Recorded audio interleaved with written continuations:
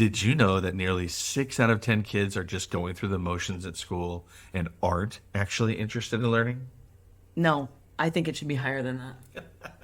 Yeah, it is pretty shocking, correct? It is. But what if there was a way to keep that natural curiosity and love for learning alive? What if education could be tailored to each kid's unique interests and pace? We just want to travel the world, the world, the world, travel the world.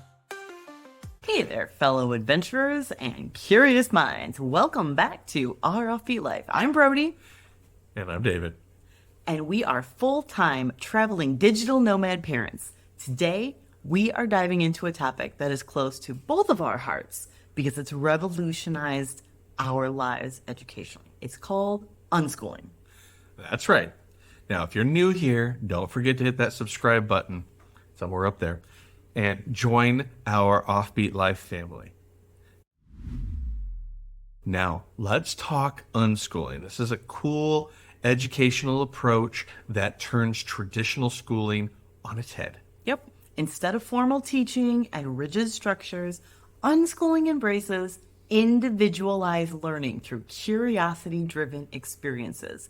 Kids direct their own learning journey, following their interests and passions. And this isn't a new concept either. The term unschooling was coined back in 1977 by an American school teacher named John Holt in his magazine called Growing Without Schooling. But it's gaining more attention now as families like ours look for alternatives to conventional education.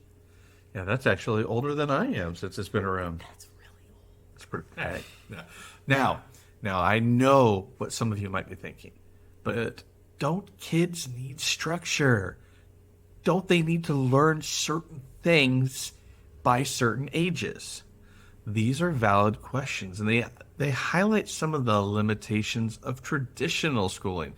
The truth is, the one-size-fits-all approach of conventional education doesn't work for every child. Some kids thrive in that environment, but others feel stifled, bored, or even left behind. Exactly, David. So traditional schools often focus on standardized testing over true understanding. They can limit exploration of individual interests if they allow it at all. And they can even move at a pace that's too slow for some and, like you said, too fast for others. And just generally, they seem to emphasize competition over collaboration. And this is where alternative approaches like unschooling come in. They offer a way to address these limitations and provide kids a more personalized and enjoyable learning experience. Exactly. So, what does this unschooling look like in practice? That's a good question. So let's break it down for you. We're going to break it into its core principles. We're trying to make it not too boring. This is going to be fun. The heart of unschooling is allowing learners to make their own choices about what they want and how they want to learn. This doesn't mean that kids are left to their own devices with zero guidance. Instead, it's about following their natural curiosity and interests. For example, a child fascinated by space might spend weeks reading about astronomy, watching documentaries, and building model rockets. They're learning science, math, and engineering, not because they have to, but because they want to. And another key principle is autonomy. Yep. Unschooling is where parents play a crucial role, but we're not teachers. And not in the traditional sense, but we're facilitators. We create a rich, supportive environment that fosters natural curiosity and provides resources for learning. Right. And this can take many forms. For example, our son went through a phase where he was obsessed with Greek mythology. We filled our apartment and our backpacks with myth-related books and movies, and he just devoured them. And we still listen to the Greeking Out Kids podcast. I'll put that link in the description because it really is worth a listen. We are now what, 5 or 6 seasons in, and we still listen to this podcast, even though the height of the Greek mythology obsession is past. The podcast is still on a regular rotation. It's really good. Especially during our road trips. It comes. Yeah, for sure. Now, learning often happens organically through discussions. I remember a fascinating conversation our son had with a naturalist that we met on a cruise ship, which it sparked a deep dive into oceans and their ecosystems. It's cool. Yeah, it really was cool. I mean, he has been crazy about this stuff for most of his life, but even just the last 5 years alone since this meetup with the naturalist, he still reminds us to be careful of the coral reefs every time we go snorkeling. And I've noticed that some of the best learning happens outdoors. Yeah. Whether it's identifying plants on a hike, observing animal behavior, or learning about weather patterns. Nature is an incredible classroom. And don't forget, museum visits. We make it a point, well, I make it a point, to explore local museums, historical sites, and nature centers wherever we go, from the Natural History Museum in Buenos Aires, which had a mind-blowing number of dinosaur skeletons, to the Hands-on Science Museum in Kuala Lumpur. These visits often lead to new interests and learning opportunities, and our son doesn't even realize it. Heck, there are even dinosaurs in that museum that I had never seen before. No. Or even heard of before. No, me either. It was amazing. So definitely worth a go. And continuing on, it's really important to clarify what unschooling isn't. See, it's not abandoning education and letting kids do whatever they want without any guidance. It's about child-led learning with parental support and suggestions. Yep. We're not talking anarchy in the household. We are still involved. We suggest ideas. We may get shot down a lot with our ideas. We provide resources. The resources may lay on the floor, but they are there for when they are needed. We are there for when we are needed. We're not just forcing a curriculum or a schedule. Before we dive any deeper into this fascinating topic, we wanted to talk to you about how you can also support this podcast and our YouTube channel. Thanks for listening so far. We hope you're enjoying our deep dive into unschooling. We love creating content like this just for you, and we've got an exciting way for you to support our channel. That's right. We have a merch store with awesome options designed just for family travel and adventuring. Shopping our merch store is a great way to directly support our channel. We love designing these shirts for y'all. And they're not just shirts either. And here's the best part. The more support we get, the more awesome merch we can create in the future. So thank you for supporting us. You can find links to our merch store in the description below. And if you have any ideas that you would like to see potentially made in the future, drop a comment in the links below. Ooh, I love that idea. Yeah, it might be really neat to see what y'all come up with as well. Now let's get back to our chat about unschooling. I know this might sound a bit abstract, so let's share some real world examples of how unschooling can lead to amazing outcomes. Absolutely.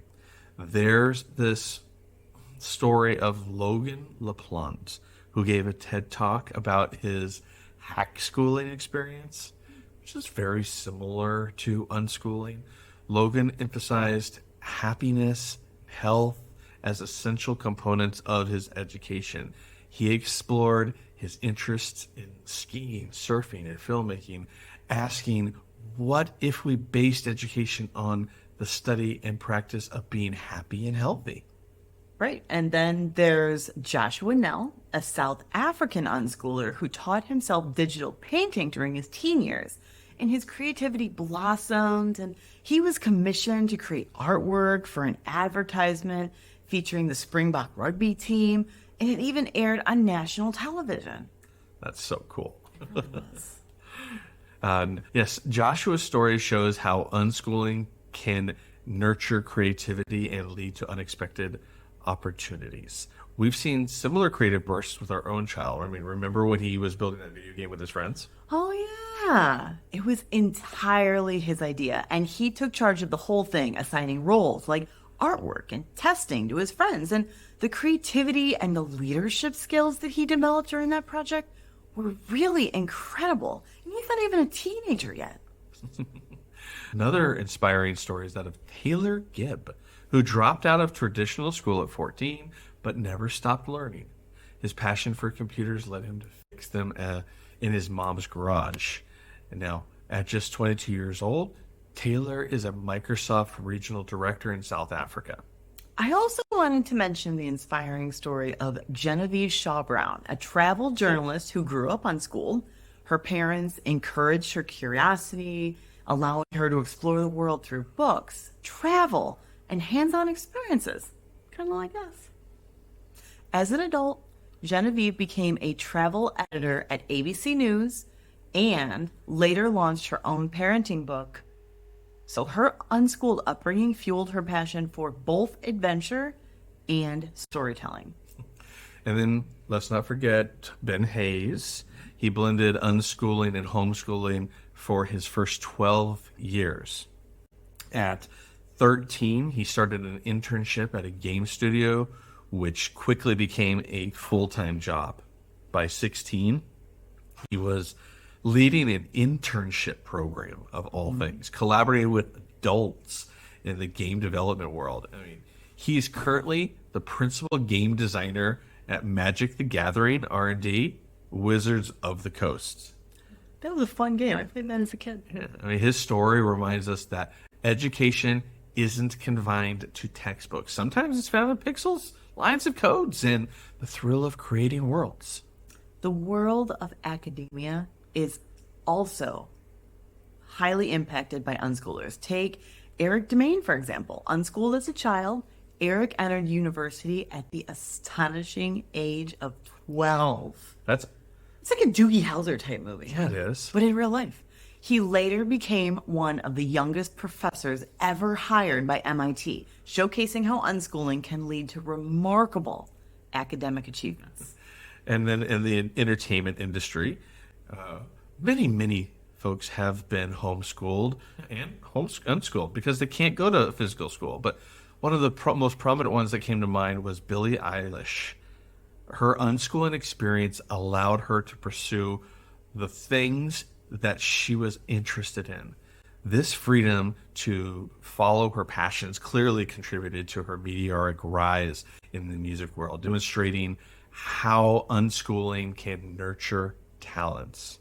Another advocate for unschooling is the renowned musician Alanis Morissette.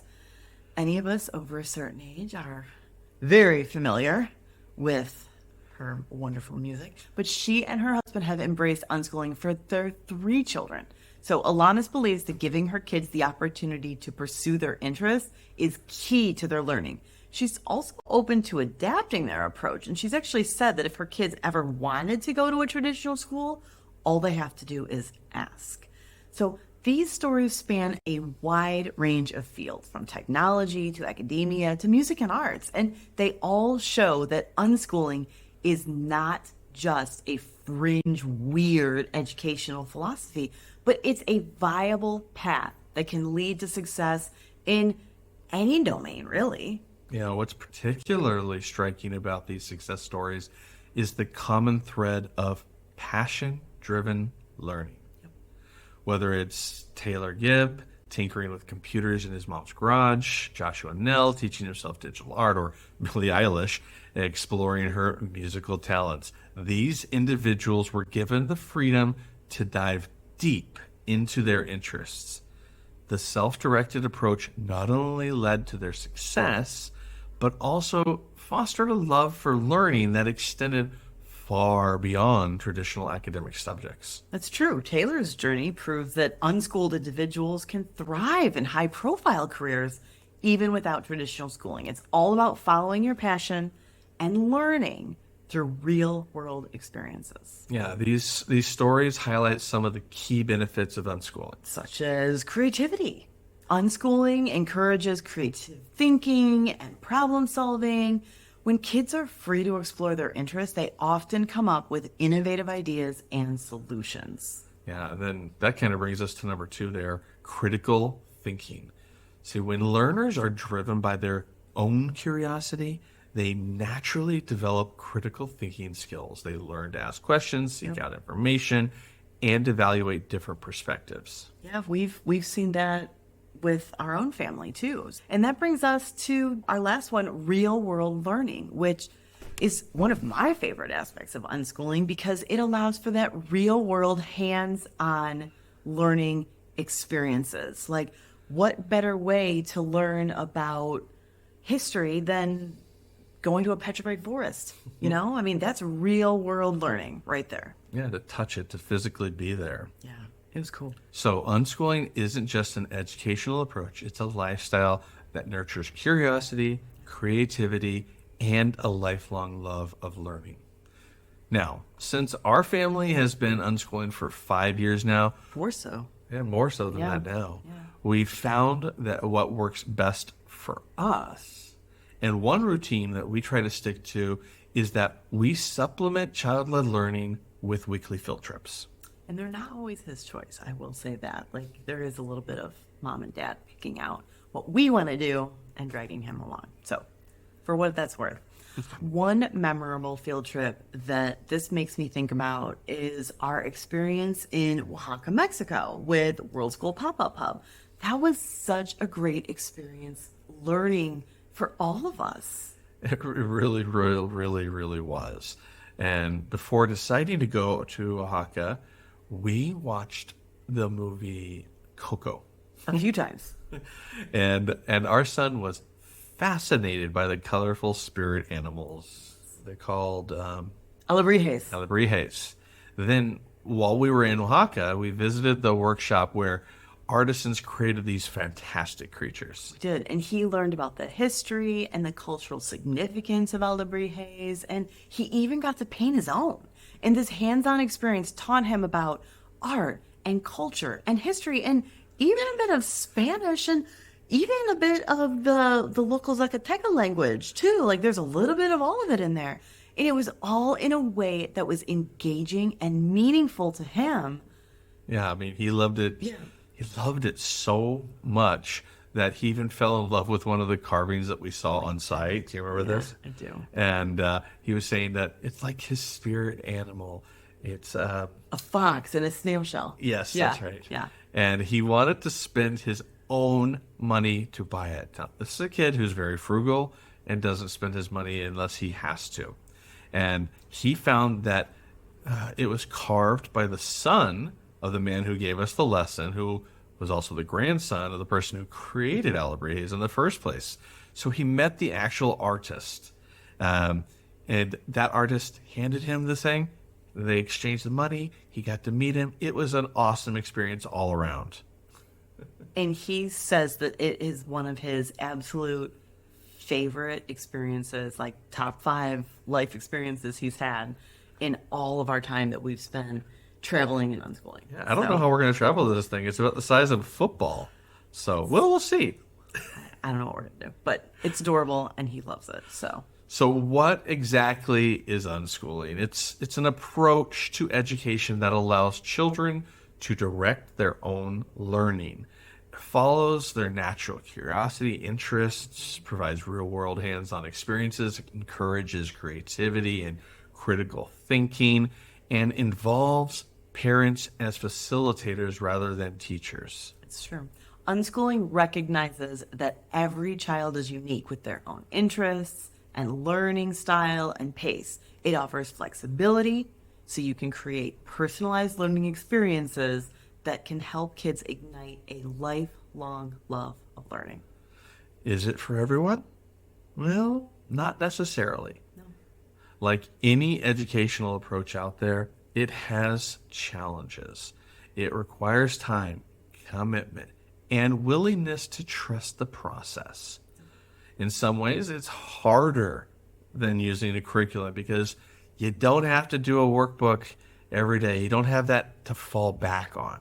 Right. But for many families, including ours, It's been an incredible journey of discovery and growth, and not just for our son. I mean, I feel like I've grown a lot as a parent and instructor too.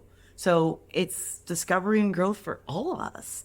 And it's full-time traveling digital nomads. We found that unschooling perfectly complements our lifestyle. It allows our kid to learn from the world around him as we're out exploring new places and cultures. So we'd like to hear your thoughts on unschooling. Have you tried it? Are you curious about it? Share your experiences with us. What are your biggest questions or concerns? Drop a comment in below and let's start a conversation. If we can't answer the question, maybe we have some followers who can. That's true. That's true. So it'd be really great to have a conversation.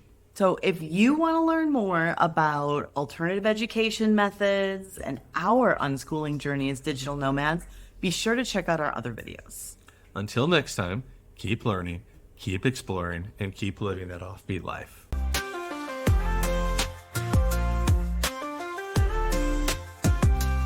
We just wanna see something bigger than us, to see and smell and taste something completely new. We just wanna travel the world, travel